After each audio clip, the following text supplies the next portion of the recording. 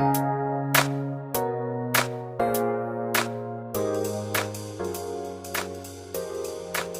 friend, it's Mesha with the Golden Nugget of the Day to help you along your way. Anxiety is taking over, it seems to be. So many people deal with it. It seems to be on the uprise. I was teaching a class a few weeks ago, and over 50% of the students in the class suffered with anxiety. Anxiety is nothing more than fear, but the Bible speaks against fear. It tells us that fear is not of God. It tells us that fear brings torment, and it does. And I know, I hear you saying, Mesha, but fear is a normal emotional response. Well, it is, but I've also been taught that fear is a sin. How so, Mesha? Because when we fear, we're not trusting God. We're doubting Him. We're allowing our emotions to take over. There are two ways you can look at it. You know, let's say you're riding your bike or walking down your street and somebody's dog is out and gets after you. You're going to naturally be afraid. But let's look at it from this venue, from this area.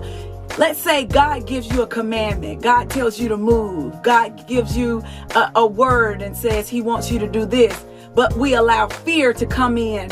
What does fear do? It stops you dead in your tracks and will not allow you to go forward and do what God has called you to do. Let's go to the Bible and read a verse about fear. In Isaiah chapter 41 and verse 10, King James Version, it says, "Fear thou not, for I am with thee.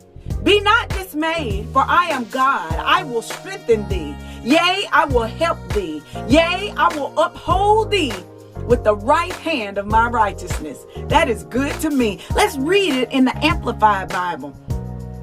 It kind of helps explain it a little bit more. It says, "Do not fear anything, for I am with you. Do not be afraid, for I am your God. I will strengthen you. Be assured, I will help you." I love that word, assured. "I will certainly take hold of you with my righteous right hand," a hand of justice, of power, of victory, of salvation. Woo! That explains it all. God says, fear not, because I'm with you. I'm God.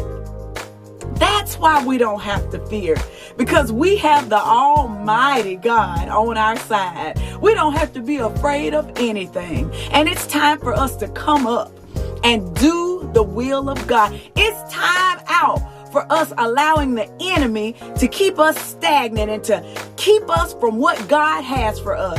It's time for us to rise up and be and do all that God has called us to do. So fear not. Fear not, people of God.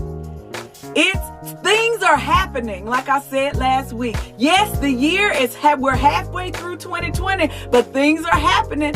You better not take your eyes off God, because He's doing things. And I'm encouraging you right now to get on board. Get on board and do what God has called us to do. It's high time. We will not allow the enemy to snatch those things away from us that God has for us. Who's standing with me? I love y'all. Let's talk next week.